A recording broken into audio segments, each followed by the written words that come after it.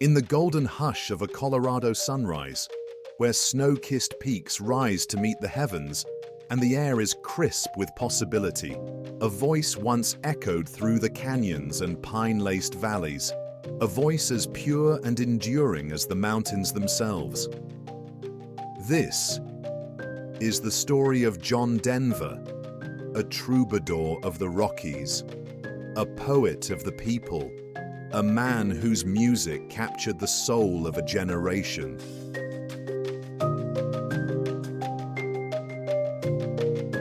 John Denver, the voice behind Leaving on a Jet Plane and the Crash That Took Him.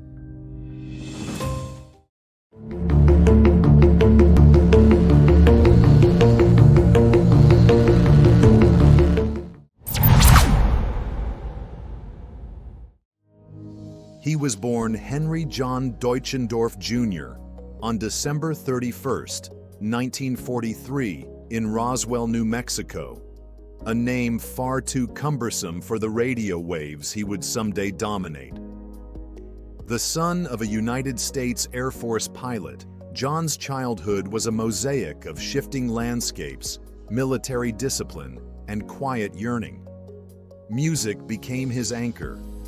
A guitar gifted by his grandmother became his constant companion, and in those lonely moments between new towns and new schools, the boy who would become John Denver began to find his voice. But it wasn't until the 1960s, amid the tide of folk revival sweeping across America, that he took his first bold steps toward destiny. He adopted the stage name Denver, a nod to the Colorado city that would become the center of his world, and joined the Chad Mitchell Trio, replacing the group's former lead singer. Though his time with the trio would be brief, it gave him the taste of a wider stage and a glimpse of the road ahead. Then came a song, a simple tune offered humbly to a fellow artist. Leaving on a Jet Plane. Penned by Denver and recorded by Peter, Paul, and Mary, it soared to #1 on the Billboard charts in 1969. I'm leaving on a jet plane. I don't know when I'll be back again. Though sung by others, it was unmistakably his, tender, heartfelt, and wrapped in the ache of goodbye. The world had just met John Denver, even if they didn't know it yet. 'Cause I'm leaving on a jet plane, don't know when I'll be back again. But John wasn't content to remain behind the curtain. In the early 1970s, armed with a boyish grin, wire-rimmed glasses, and a heart full of melodies, he released Take Me Home, Country Roads.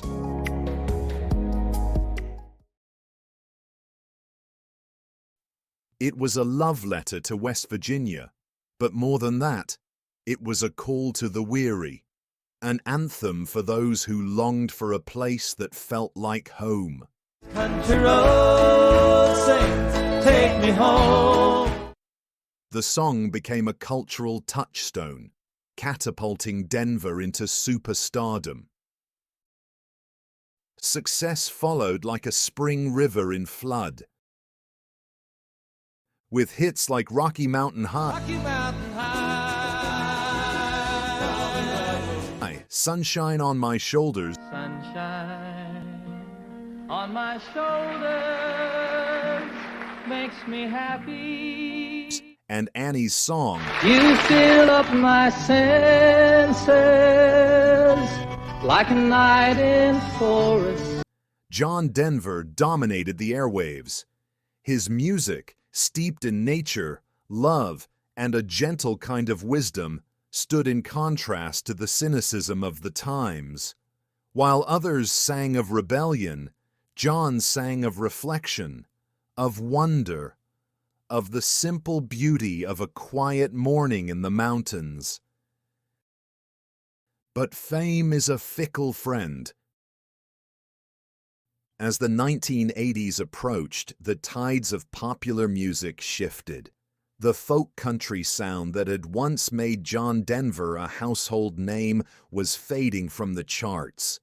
Critics dismissed him as saccharine, out of step with the new world. Yet John remained undeterred. Off-stage, he had become an impassioned advocate for the environment, hunger relief, and space exploration. He co-founded the Hunger Project, traveled the globe as a goodwill ambassador, and spoke eloquently about the need for stewardship of the earth. He even testified before Congress. This was not just a musician. This was a man on a mission.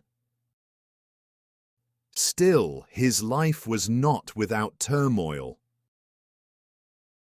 Denver's personal struggles, including 2 failed marriages and well-publicized battles with substance use and the law, painted a more complex portrait than the one fans had long adored.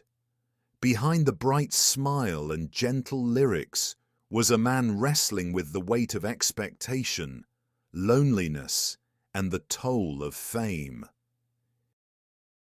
Yet even in these darker chapters, his artistry never waned.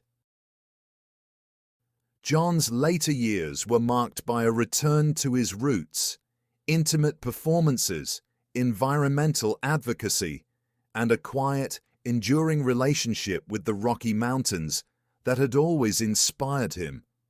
It was in Aspen, Colorado that he found sanctuary. The town embraced him, and he, in turn, gave back in song, spirit, and community.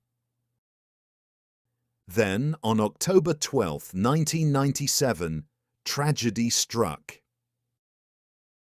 While piloting his experimental aircraft over the Pacific Ocean near Monterey Bay, California, John Denver died in a crash. He was 53 years old. The world mourned the loss of a voice that had once lit up the skies. But though he left us too soon, his music endures. From Appalachian backroads to moonlit Colorado trails, from protest rallies to peaceful retreats, the songs of John Denver still carry across time.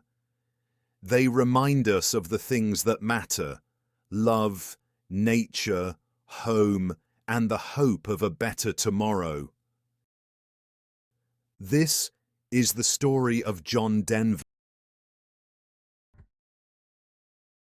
Thank you for watching. If you have suggestions for our next video, feel free to share them in the comments below. We'll be sure to give you an acknowledgement for your contribution.